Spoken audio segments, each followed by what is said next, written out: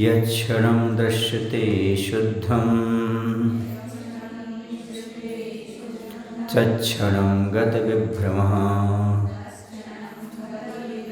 स्वस्थचित्तः स्थिरीभूत्वा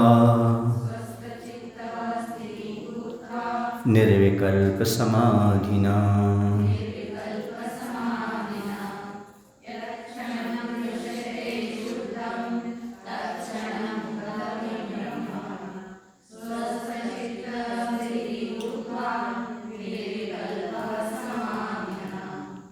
निर्विकल्प समाधिना, विकल्प रहित ध्यान के द्वारा, समाधि माने ध्यान के द्वारा यह आत्मा यच्छ्रणम जिस समय जिस क्षण स्वस्थ चित्ता, स्वस्थ चित्त माने मन, स्वस्थ मन होता हुआ स्थिरीभूत्वा स्थिर होकर के शुद्धम शुद्ध आत्म तत्व को दृश्यते देखता है, तत्क्षणम उसी समय गत विभ्रम आत्मा के विषय में जो भ्रम है वह दूर भाग जाता है, दूर हो जाता है। विकल्प रहित ध्यान के द्वारा यह आत्मा जिस समय स्वस्थ मन होता हुआ स्थिर होकर के शुद्ध आत्मा को देखता है, उसी समय आत्म विषयक भ्रम दूर हो जाता है। कहने का तात्पर्य है, संसारी प्राणी को जो आत्मा के बारे में भ्रम होता है, आत्मा कैसी होती, किस रूप में होती है, आत्मा होती भी कि नहीं भी होती है, और ये बहुत सारी कल्पनाएं जीव की रहती हैं, बहुत सारे भ्रम जीव को आत्मा के विषय में बने रहते हैं। लेकिन वह ध्यान के द्वारा विकल्प रह जब ध्यान करता है, उस समय उसका मन स्वस्थ होता है, अशुद्ध आत्म तत्व को वह देखता है, अनुभव करता है, और अनुभव करते ही सारे भ्रम समाप्त हो जाते हैं। जैसे किसी व्यक्ति ने कभी कोई विशेष वस्तु न देखी हो, नाम मात्र सुना हो, तो उसके बारे में बहुत सारी कल्पनाएं रहती, भ्रम रहती, लेकिन जैसे वह वस्तु दिखाई दे जाती है वैसे उसका सारा भ्रम समाप्त हो जाता है। वस्तु ऐसी होती है, होती भी है, तो इस प्रकार का उसमें विश्वास भी हो जाता है और भ्रम भी समाप्त हो जाता है। इसलिए आत्मा के बारे में जो भी भ्रम आपको हो रहा है, उस भ्रम को समाप्त करना चाहते हो तो ध्यान करना शुरू करो, क्योंकि ध्यान के माध्यम से सारे भ्रम समाप्त हो जाते हैं। आत्मा रूपी भ्रम जो पड़ा है, परमात्मा के प्रति भ्रम पड़ा है, पदार्थ के प्रति भ्रम पड़ा है, जो भी भ्रम है उस भ्रम से ऊपर उठना चाहते हो तो सबसे अच्छा तरीका है ध्यान करना। क्योंकि जो व्यक्ति ध्यान नहीं करते वो भ्रमण करते रहते हैं और भ्रम में पड़े रहते हैं और भटकते भी रहते हैं।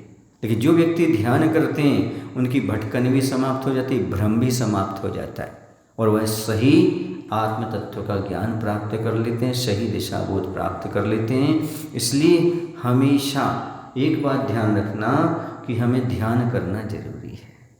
किसके लिए? आत्मा के बारे में भ्रम मिटाने के लिए ध्यान बहुत आवश्यक है। सैव परमं ब्रह्म सैव जिन पुंगवः सैव परमं तत्त्वं सैव परमो गुरुः।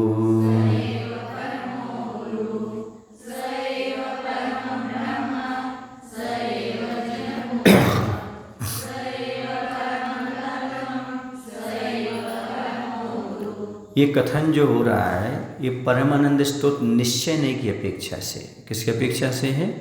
व्यवहार में नहीं लगाना, ये जो भी अर्थ निकाल रहा है ये निश्चय की दृष्टि से लेना।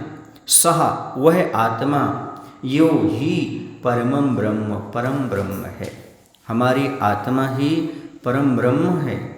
सह वह आत्मा यो ही जिन पुंगवाह, जिन श्रेष्ठ है, जिनेन्द्र भगवान में श्रेष्ठ है, जिन माने जिन्होंने इंद्रिय और कषायों को जीत लिया है, ऐसे जिन श्रेष्ठ है। स वह आत्मा यो ही परमं तत्त्वम, वही परम तत्व रूप है। सह वह आत्मा यो ही परम गुरु, उत्कृष्ट गुरु है।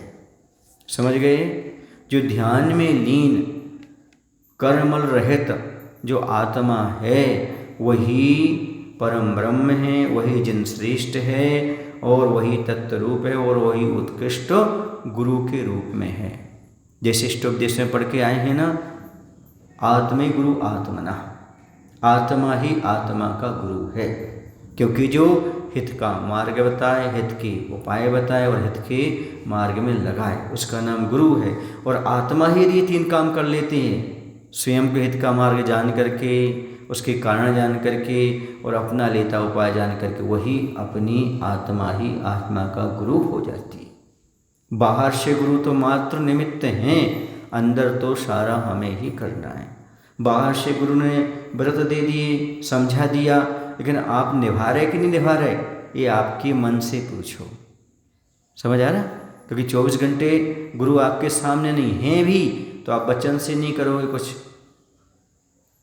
है ना, काय से नहीं करोगे, मन से कर लोगे तो कौन रोकने वाला आपको। इसलिए कह रहे हैं आत्मा ही आत्मा का गुरु होता है।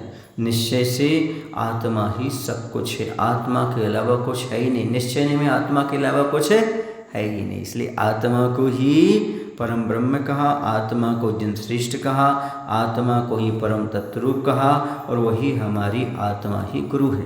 व्यवहार में 5 परमेष्ठ गुरु हैं, लेकिन निश्चय से तो आत्मा ही गुरु है। अंत में आत्मा ही काम आती है। 355 दिन टीचर पढ़ाते हैं, लेकिन परीक्षा के समय 10 दिन तक हमें ही सब कुछ लिखना पढ़ना पड़ता है। मायने समझे ना? इसलिए उस समय हम ही अपने गुरु हो जाते हैं हमेशा। इसी प्रकार से आत्मा में लीन होने के लिए आत्मा ही आत्मा का गुरु और परम हितैषी होता है। सैव परमं ज्योति सैव परमं तपः सैव परमं ध्यानं सैव परमात्मनः।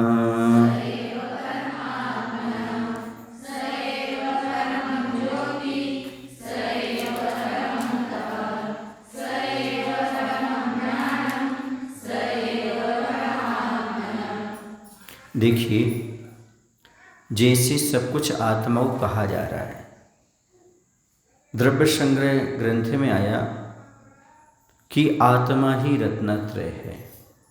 ऐसा क्यों कहा? क्योंकि रत्नत्रय आत्मा को छोड़ करके अन्यत्र नहीं मिलता। क्या जड़ पदार्थ में रत्नत्रय मिलेगा? क्या किसे मिलेगा? आत्मा के अंदर। इसलिए आत्मा को ही रत्नत्रय कहा। उसी प्रकार से यहाँ जो कुछ घटित होगा आत्मा में घटित होगा, इसलिए आत्मा को ही सब कुछ कहा जा रहा। सैव परमं ज्योति, वह आत्मा ही परम ज्योति स्वरूप है, अर्थात केवल ज्ञान रूप है। सैव परमं तपः, वह आत्मा ही परम तप है। इच्छा निरोध रूप जो उत्कृष्ट तप है वह आत्मा ही है।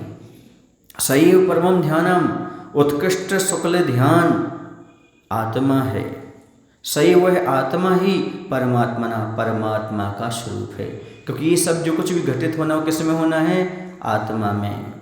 समझ आ रहा है ना? यदि केवल ज्ञान प्रकट होगा तो किस में प्रकट होगा? आत्मा में। परम तपस्या होगी तो आत्मा में। शुक्ल ध्यान उत्पन्न होगा तो आत्मा में। परमात्मा बनेगा तो आत्मा।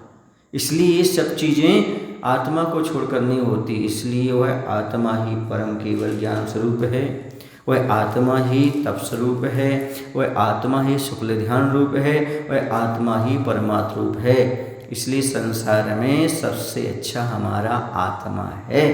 इसलिए किसी का ध्यान करो या ना करो, 24 घंटे में एक बार आत्मा का ध्यान अवश्य करना चाहिए, क्योंकि आत्मा में ही सब कुछ प्रकट होने वाला है और आत्मा ही हमारा परम गुरु है। और दुनिया के सारे भ्रम नष्ट कराने वाला हमारा आत्मा है। जिस दिन आत्मा पर विश्वास हो गया, जिस दिन आत्मा का अनुभव हो गया, आत्मा को देख लिया, जान लिया, सारे संसार के भ्रम उस दिन समाप्त हो जाएंगे। बोले महावीर भगवान की जय।